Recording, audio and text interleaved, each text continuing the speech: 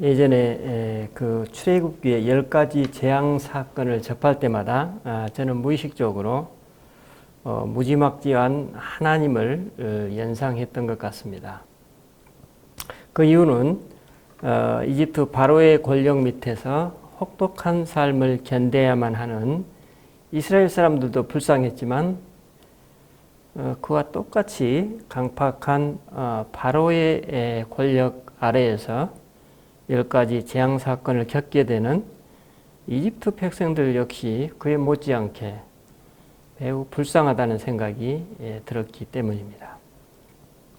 그리고 그러한 비극을 미리 알고 계신 하나님, 그런데 그 모든 것을 허용하신 하나님을 받아들이고 이해하기에 당시 저로서는 아마 역부족이었던 것 같습니다. 또 당시 제 안에서 구원의 하나님과 그처럼 가혹하신 하나님이라는 그 모순을 통합하기 어려웠던 것 같습니다.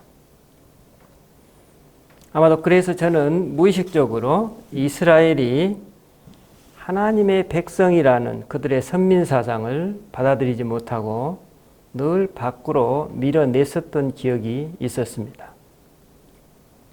그리고 그 무의식의 언저리에 남아있는 것은 무한히도 작고 보잘것없는 저의 존재감이 아니었겠나 생각하게 됩니다.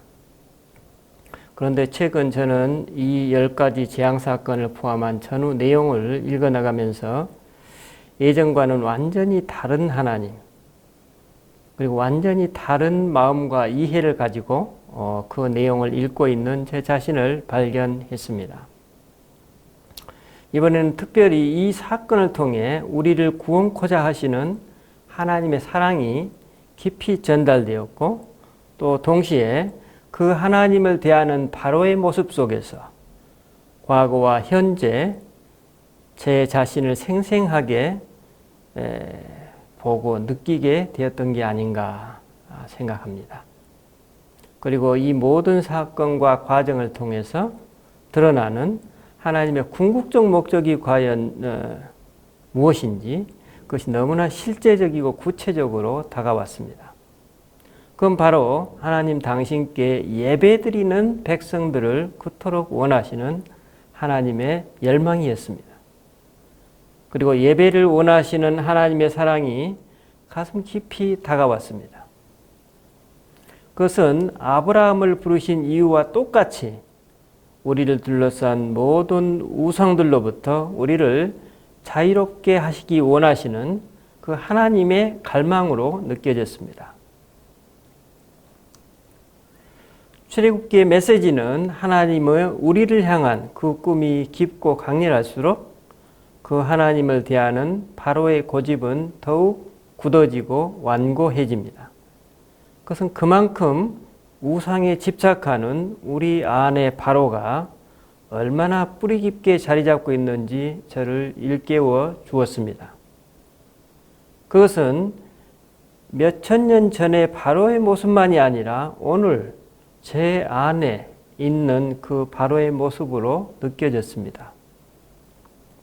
오늘 저는 이 출애굽기의 말씀을 어떤 해석하고 풀어나가는 것이 아니라 그냥 단순하게 그 말씀 앞에 여러분과 함께 열린 마음으로 앉아 있으면 좋겠습니다.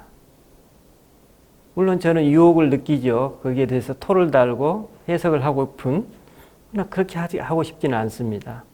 그 말씀들이 우리들의 마음밭에 떨어지도록 허용하고 그 말씀의 씨앗들이 내 안에서 어떻게 자리를 잡는지, 그리고 그 각각의 말씀의 씨앗에 나의 마음은 어떻게 반응하는지 차분히 살펴볼 수 있는 기회를 가지면 좋겠습니다.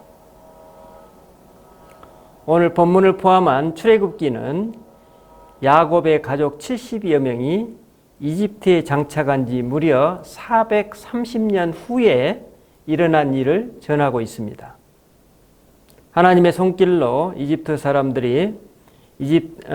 이스라엘 사람들이 이집트에서 구원을 경험하게 되지만 이제 오랜 세월이 흘러서 그곳의 삶의 환경은 많이 바뀌게 되었습니다. 예전에 요셉을 알던 사람들이 모두 죽었고 동시에 이스라엘 종족은 그 세월만큼 생육하고 번성해졌습니다. 그래서 이제는 이스라엘 사람들의 존재만으로도 이집트 사람들에게 위협이 될 정도가 되었습니다. 이에 위협을 느낀 이집트 사람들은 이스라엘 사람들을 노예로 삼게 되었고 심지어 히브리 사람들이 낳은 사내 아이들이 죽음을 맞아야만 하는 잔혹한 상황이 진행되기도 했습니다. 그리고 히브리 노예들에게 부과된 노역은 점점 더 심해졌습니다. 이에 하나님께서는 호렙산에서 모세에게 나타나셔서 말씀하십니다. 나는 내 조상의 하나님, 곧 아브라함의 하나님, 이삭의 하나님, 야곱의 하나님이다. 나는 내 백성을 이집트에서 고통받고 있는 모습을 오랫동안 지켜보았다. 압제자들의 손에서 벗어나기를 바라는 그들의 부르짖음도 들었다. 나는 그들의 고통을 속속들이 알고 있다. 이제 내가 내려가서 그들을 도와 이집트의 소나기에서 그들을 풀어주고 그들을 그 땅에서 이끌어내어 젖과 꿀이 흐르는 가나안 땅으로 데리고 가겠다. 내가 너를 바로에게 보낼 테니 너는 내 백성 이스라엘을 이집트에서 이끌고 나오너라. 너는 내 백성을 이집트에서 이끌어낸 뒤에 이 산, 바로 이곳에서 하나님을 예배하게 될 것이다. 이것이 내가 너를 보냈다는 증거가 될 것이다. 오늘 여기서 예배란 무엇인가에 대해서 생각해 볼 필요가 있습니다. 여러분, 예배란 무엇입니까? 살아계신 하나님을 받아들이고 그 하나님께 내 존재와 삶을 통합시키는 그러한 하나의 의식이 아닌가요? 그러므로 하나님께서는 이스라엘 민족에게 당신의 현존을 각인시키고 그것을 교육하시길 원하신다는 것을 알 수 있습니다. 그리고 말씀하십니다. 내가 이집트 왕을 강제로 치지 않는 한 그가 너희를 내보내지 않을 것이다. 그러므로 내가 직접 나서서 이집트를 칠 것이다. 내가 이적으로 그들을 휘청거리게 하고 그들의 아픈 곳을 칠 것이다. 그런 뒤에야 그들이 너희를 기꺼이 떠나 보낼 것이다. 나는 이 백성이 이집트 사람들의 따뜻한 배웅을 받게 하겠다. 너희가 빈손으로 떠나지 않을 것이다. 모세와 아론은 하나님의 이 약속을 받고 바로에게 가서 하나님의 메시지를 전합니다. 이에 바로가 응답합니다. 하나님이 누구인데 내가 그의 말을 듣고 이스라엘을 보내야 한다는 것이냐? 나는 너희들이 말하는 하나님을 도무지 모르겠고 이스라엘도 절대로 떠나보내지 않겠다. 이에 모세와 아론이 응답합니다. 히브리 사람의 하나님께서 우리를 만나 주셨습니다. 우리가 광야로 사흘 길을 가서 우리 하나님을 예배하게 해 주십시오. 그렇지 않으면 그분께서 질병과 죽음으로 우리를 치실 것입니다. 이에 바로가 말합니다. 모세와 아론, 너희는 도대체 무엇 때문에 백성에게 휴일을 주어 쉬게 해야 한다는 것이냐? 돌아가서 일어나 가거라. 일이나 하거라. 내가 이 자들을 빈둥거리게 했더니 이제 너희는 그들에게 쉴 시간까지 주자는 말이냐? 바로 이렇게 응답하면서 히브리 노예들을 엄히 다스리고 자금량을 더욱 가중시켰다고 가중시키라고 명령합니다. 이에 모진매로 채근을 당하고 있었던 이스라엘 출신 그 작업반장들이 모세와 아론에게 말하죠. 하나님께서 당신들이 한 짓을 보시고 심판해 주셨으면 좋겠어. 당신들은 바로와 그의 신하들 앞에서 우리를 역겹게 만들었어. 당신들이 바로 손에 우리를 죽일 무기를 쥐어준 것이요. 모세는 이 말을 듣고 다시 하나님 앞에 나갑니다. 주님, 주께서는 어찌하여 이 백성을 이렇게도 모질게 대하십니까? 도대체 왜 저를 보내셨습니까? 제가 바로에게 가서 주의 이름으로 말한 순간부터 이 백성의 사정이 더 악화되었습니다. 저들을 구하신다고요? 주께서는 이렇게 하는 것이 저들을 구하는 것으로 보이십니까? 이 하나님께서 말씀하십니다. 너는 이스라엘 자손에게 이렇게 전하여라. 나는 하나님이다. 내가 이집트의 혹독한 강제 노동에서 너희를 이끌어내겠다. 내가 너희를 종살이에서 구해내겠다. 내가 직접 나가서 강력한 심판을 행하여 너희를 속량하겠다. 내가 너희를 내 백성으로 삼고 너희 하나님이 될 것이다. 너희는 내가 이집트의 혹독한 강제 노동에서 너희를 이끌어낸 하나님, 너희 하나님인 것을 알게 될 것이다. 나는 아브라함과 이삭과 야곱에게 주기로 약속한 땅으로 너희를 데리고 가서 그 땅을 너희에게 주어 너희 나라가 되게 하겠다. 모세는 이 약속의 말씀을 이스라엘 자손에게 전했지만 그들은 이렇게 나와 있습니다. 모진 종살이에 지쳐서 그의 말을 들으려 하지 않았다. 라고 말합니다.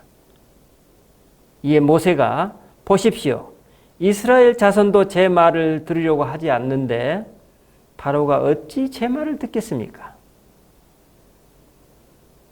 도저히 자신 없어 하는 모세의 모습입니다. 오늘 본문은 모세와 이스라엘 자손의 이 같은 반응에 대한 하나님의 응답입니다. 오늘 출애굽기 7장 3절로 5절 말씀입니다. 나는 바로가 고집을 부리게 해서 많은 표적과 이적을 이집트에 가득 채우겠다. 바로는 내 말을 들으려고 하지 않겠지만 나는 내 뜻대로 이집트를 치고 강력한 심판을 행하여 나의 군사요 나의 백성인 이스라엘 자손을 이집트에서 이끌어내겠다. 내가 직접 나서서 이스라엘 자손을 그 땅에서 이끌어낼 때에 내가 하나님인 것을 이집트 사람들이 알게 될 것이다. 모세와 아론은 이 말씀을 받고 이제 바로 앞에 나아갑니다. 모세는 바로 앞에서 지팡이를 던져서 뱀으로 변하게 합니다. 이에 바로도 현자와 마술사들을 불러서 지팡이들을 뱀으로 변하게 합니다. 하지만 그때 아론의 지팡이가 그들의 지팡이를 잡아먹어버립니다. 그러나 바로는 예상대로 고집을 부리고 이때부터 이집트에 10가지 재앙이 내리기 시작합니다. 첫 번째로 이집트의 모든 물이 피로 변하여 온 땅에 피가 가득하게 됩니다. 이집트의 마술사들도 자기들의 마술로 똑같이 했습니다. 오늘날로 치자면 하나님의 방식과 세상적인 방식이 겹치는 거죠. 그러므로 바로는 그 일에 전혀 마음을 둘 이유가 없지요. 그래서 궁으로 돌아가 버립니다. 두 번째는 개구리들이 이집트 모든 땅에 창고를 하게 만듭니다. 마술사들도 물론 똑같이 했지만 바로는 모세와 아론에게 이제 상당한 심각성을 알고 부탁합니다. 하나님께 기도해서 개구리들을 없애다오. 내가 백성을 내보내 하나님께 예배하게 하겠다. 이렇게 약속합니다. 이 모세는 바로와 개구리들을 언제 없앨 것인지 약속을 합니다. 그리고 그 약속이 이루어지는 것을 보고 바로 당신은 우리 하나님 같은 분이 없음을 알게 될 것이다. 이렇게 말합니다. 그 약속한 대로 나일강에 개구리만 남기고 모든 개구리들이 죽었습니다. 이에 한숨을 돌린 바로가 다시 고집을 부리게 됩니다. 이제는 모세가 지팡이로 먼지를 치자 먼지로 인해서 이집트 도처에 이가 퍼졌습니다. 이집트의 마술사들도 이렇게 하려고 했지만 이번에는 그렇게 할 수는 없었습니다. 이에 마술사들이 위급함을 느끼고 바로에게 말합니다. 이것은 하나님이 하시는 일입니다. 라고 말했지만 바로는 완강했습니다. 이제는 이스라엘 사람들이 살고 있는 고센 땅을 제외한 온 이집트 땅이 파리떼로 인해서 폐허가 되어버립니다. 하나님께서는 이 일로 인해 너는 내가 이 땅에서 하나님인 것을 알게 될 것이라고 모세에게 말씀하십니다. 이에 바로는 가서 예배는 드리되 이 땅에서 드려야 된다고 조건부 허락을 합니다.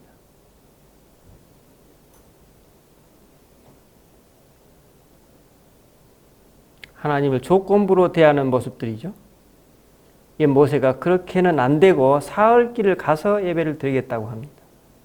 바로는 이를 허락하고 너무 멀리는 가지 말라고 하면서 자신을 위해 기도해달라고 합니다. 하나님이 인정하기는 하지만 신앙에 너무 깊이 들어가서는 안 된다는 사람들의 모습이죠. 이 모세가 기도해서 파리떼를 없앴으니 바로는 또다시 고집을 부립니다. 이제 하나님께서 이집트의 모든 가축들을 치십니다. 그러나 바로는 여전히 고집을 부립니다. 그저 이제는 이집트 온 땅에 악성 종기를 일으킵니다. 이번에도 마술사들은 종기 때문에 이제 모세에게 맞서지 못합니다. 그러나 바로의 고집은 더욱 드세졌다고 합니다. 일곱 번째 재앙은 고센 지방을 제외한 이집트 온 땅에 우박 재앙이 내리면서 하나님이 말씀하십니다. 이 세상 어디에도 나와 같은 신이 없음을 너로 알게 하겠다. 내가 치명적인 질병으로 너와 내 백성을 쳤더라면 지금쯤 내게 남은 것이 없고 내게 그 흔적조차 없으리라는 것을 이제 너도 깨달았을 것이다. 내가 너를 쓰러뜨리지 않는 것은 내가 내 능력을 인정하여 내 이름을 온 세상에 전파되게 하려는 것이다. 너는 아직도 내 백성을 희생시켜 너 자신을 높이면서 내 백성을 놓아주지 않고 있다. 이렇게 말합니다. 이에 바로는 무시무시한 우박재앙을 경험한 후에 이제 모세와 아론을 불러서 말합니다. 이렇게 말합니다. 이번에는 내가 확실히 죄를 지었다. 하나님이 옳고 나와 내 백성은 그르다. 하나님께 기도해다오. 우리가 하나님이 내리시는 천둥과 우박을 맞을 만큼 맞았다. 내가 너희를 내보낼 테니 가능한 빨리 여기서 나갔으면 좋겠다. 이 모세가 말합니다. 내가 이 성을 벗어나는 대로 천둥이 먹고 우박도 그칠 것입니다. 그러면 왕은 땅이 하나님의 것임을 알게 될 것입니다. 그러나 바로는 우박과 천둥이 멈추는 것을 보고 곧 다시 죄를 지었습니다. 죄는 인정하지만 죄의 무기력한 우리들의 모습을 보여주고 있습니다. 바로는 고집을 꺾지 않았고 그의 마음이 바위처럼 단단해졌다고 전합니다. 이에 모세와 아론이 바로에게 가서 내일 메뚜기 떼를 보내 남아있는 모든 초목을 먹어 치울 것이라고 경고합니다. 이에 보다 못한 바로의 신하들이 이제 바로에게 말합니다. 왕께서는 저 사람이 언제까지 우리를 괴롭히도록 내버려 두시겠습니까? 저 사람들을 내보내어 자기의 하나님을 예배하게 하십시오. 이집트가 다 죽어가는 것이 보이지 않습니까? 이에 바로는 예배는 드리되 장정들만 데리고 나가라고 말합니다. 하나님을 인정하되 자기 생존을 위한 안전장치에 미련을 버리지 못하는 모습입니다. 이제 하나님은 메뚜기 떼로 이집트 온 땅을 뒤덮게 하십니다. 온 땅이 메뚜기 떼의 습격으로 초토화되자 바로는 즉시 모세와 아론을 불러서 말합니다. 내가 너희 하나님과 너희에게 죄를 지었다. 한 번 더 나의 죄를 눈감아다오. 너희 하나님께 기도하여 이 재앙에서 나를 건져달라고 해다오. 이곳에서 죽음이 떠나가게 해다오. 잘못인 줄을 알면서도 뻔뻔스럽게 하나님을 무언가를 구하는 그 우리들의 모습 같습니다. 바로 이 간청에 하나님께서 메뚜기 떼를 몰아내 주셨지만 바로는 여전히 이스라엘 자손을 내보내려 하지 않습니다.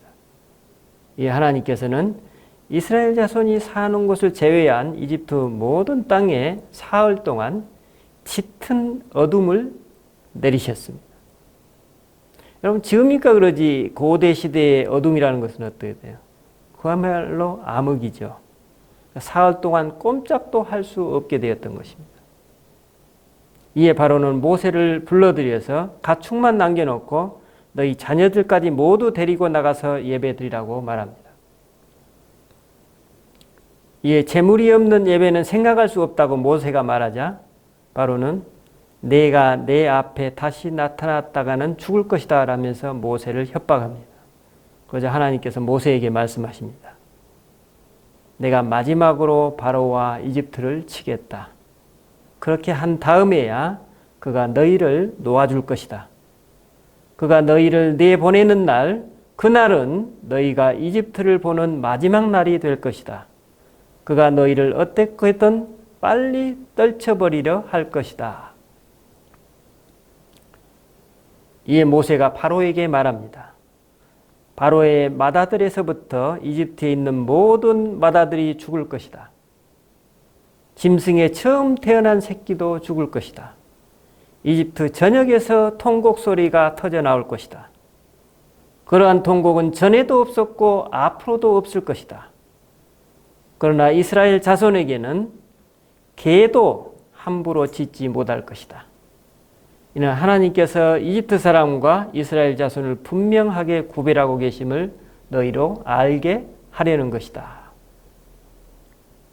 모세가 이 말을 하고 바로 앞에서 나오자 하나님께서 모세에게 말씀하십니다. 바로는 내가 하는 말을 한마디도 들으려 하지 않을 것이다. 이는 나 하나님의 살아있음과 나의 표적을 이집트 땅에 더 많이 나타내려는 것이다. 그리고 이스라엘 모든 사람들에게 다음과 같이 전하라고 말씀하십니다. 너희의 어린 양은 1년 된 건강한 수컷으로 하되 양이나 염소 가운데서 골라라. 그 양을 이달 14일까지 우리에 넣어두었다가 해가 질 무렵에 잡아라. 이스라엘 온 공동체가 그렇게 하여라. 그런 다음에 그 양의 피 얼마를 받아다가 고기를 먹을 집의 두 문기둥과 그 기둥 사이에 놓인 상인방에 발라라. 그날 밤에 너희는 고기를 불에 구워 먹되 누룩 넣지 않은 빵과 쓴 나물과 곁들여 먹어야 한다. 그것을 아침까지 남겨두지 말고 남은 것이 있거든 불에 태워버려라. 그것을 먹는 방법은 이러하다. 옷을 차려입고 신을 신고 손에 지팡이를 들고 서둘러 먹어라. 이것이 하나님의 유월절이다. 그날 밤에 내가 이집트 땅을 지나가면서 사람이든 짐승이든 가리지 않고 이집트 땅에 있는 처음 태어난 것을 모두 치고 이집트의 모든 신들을 심판하겠다. 나는 하나님이다. 어린 양의 피는 너희가 살고 있는 집을 가리키는 표적이 될 것이다. 내가 그 피를 보고서 너희를 넘어가겠다. 이게 유월절의 의미죠. 하나님께서 이 모든 것을 말씀하신 대로 행하셨습니다. 바로는 그 밤에 이제 모세와 아론을 불러 모든 것을 가지고 이집트를 떠나라고 간청하고 자신을 위해 복을 빌어달라고 말합니다. 이로써 이스라엘 자손의 430년간의 이집트 생활이 끝나게 됩니다. 여러분, 우리는 지금까지의 내용을 통해서 하나님께서 어떻게 이스라엘의 하나님이 되셨는지 살펴보았습니다. 또 하나님은 먼저 우상들 속에서 살아가는 아브라함에게 나타나셔서 그의 하나님이 되시고 또 그가 열방의 아비가 될 것이라고 약속하셨습니다. 그리고 이어서 이삭과 야곱의 하나님이 되셨습니다. 그 후에 이스라엘의 생존의 위기가 봉착했을 때 하나님은 누구를 통해서요? 요셉을 통해서 이집트에서 이스라엘을 번성케 하십니다. 아브라함, 이삭, 야곱의 하나님이 이제 이곳 이집트에서는 모세를 통해서 이스라엘의 하나님이 되십니다. 오늘 10가지 재앙 사건과 홍해를 건너는 사건은 족장들의 하나님을 넘어서 이스라엘의 하나님, 그 하나님의 자기 계시라고 볼 수 있습니다. 이는 이스라엘 모든 사람들은 물론이고 이집트와 이방 나라들에게 이스라엘의 하나님을 알리는 결정적인 사건입니다. 하나님의 이 10가지 재앙 사건을 통해서 이스라엘만의 하나님이 아니라 온 세상의 하나님이심을 드러내십니다. 특별히 이집트 장자들의 죽음 사건과 연관된 이 유월절은 이제 이스라엘이 가나안 땅에 들어간 이후에 여호수아와 사사시대, 그리고 왕정시대, 그리고 포로기를 거쳐서 예수님에게까지 이르게 됩니다. 이스라엘의 이 유월절은 예수님의 십자가 사건을 통해서 전 인류를 향한 하나님의 구원 사건으로 확대 심화됩니다.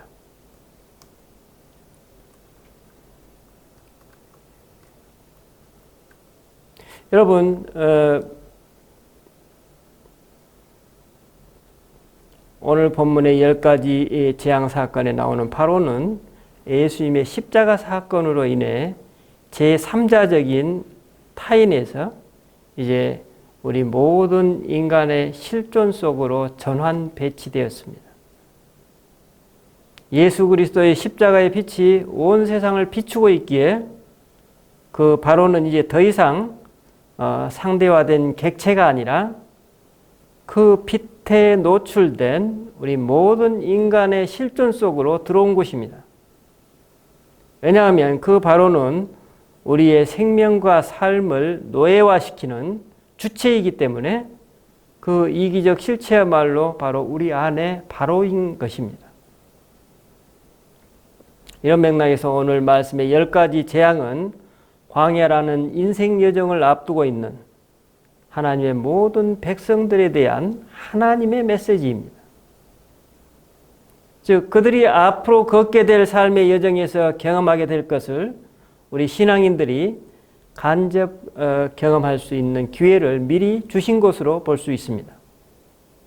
물론 출애굽 이후에 소개될 광야 여정 그 자체가 우리 신앙인의 영적 여정을 의미하고 있지만 그 영적 여정을 앞두고 있는 신앙인들에게 이 10가지 재앙에 대한 바로의 태도, 바로의 그 마음밭은 사실상 우리 모든 인간들의 영적 실상, 즉 내 안의 바로라고 볼 수 있습니다. 동시에 이 바로는 오늘 고도의 지식과 또 현란한 미디어의 속임수와 우리의 감각을 매료시키는 기기와 매체들 뒤에 숨어서 우리 안에 있는 바로와 결탁하고 있습니다. 그런 의미에서 본문 속의 바로는 고대 이집트 당시보다 오히려 오늘 우리 현대인들에게 더 강력하게 우리를 노예 삼고 있다고 볼 수 있습니다. 그러므로 모진 종살이에 지쳐서 모세의 말을 들으려 하지 않았던 이스라엘 사람들처럼 각양각색의 중독에 빠져 있으면서도 그 중독으로부터 벗어나기를 원하기는커녕 그것이 중독인지도 모르고 살아가는, 그렇게 살아가고 있는 우리들의 모습이 떨쳐지지 않습니다. 오늘 본문에서 이처럼 바로의 권력에 신음하고 있는 우리들에게 향하는 하나님의 메시지가 무엇입니까? 하나님은 지금 이 자리에 생생히 살아계시고 우리 자신과 온 세상을 다스리고 계시며 무엇보다도 우리가 우상에서 해방되어 자유롭게 되기를 원하고 계신다는 것입니다. 기도하십시다. 주님은 오늘 말씀에서 하나님께서 얼마나 우리로 하여금 예배드리기를 원하시는지 깨닫습니다. 그 예배를 통해 살아계신 하나님을 체험하고 우상에 얽매이게 하는 바로의 마술에서 벗어나서 생명, 참된 자유를 누리라고 말씀하십니다. 주님, 오늘 말씀에서 바로는 자신 앞에서 하나님의 실존을 받아들이고 인정했으나 그 자신의 마술에서 벗어나지 못했습니다. 그는 하나님께 예배드리지 못했던 것입니다. 주님, 우리는 우리 자신의 힘과 노력으로 바로의 마술에서 벗어날 수 없습니다. 주님, 우리가 진정 예배드릴 수 있는 은총을 허락하여 주시옵소서. 우리 주 예수 그리스도 이름으로 기도드립니다. 아멘.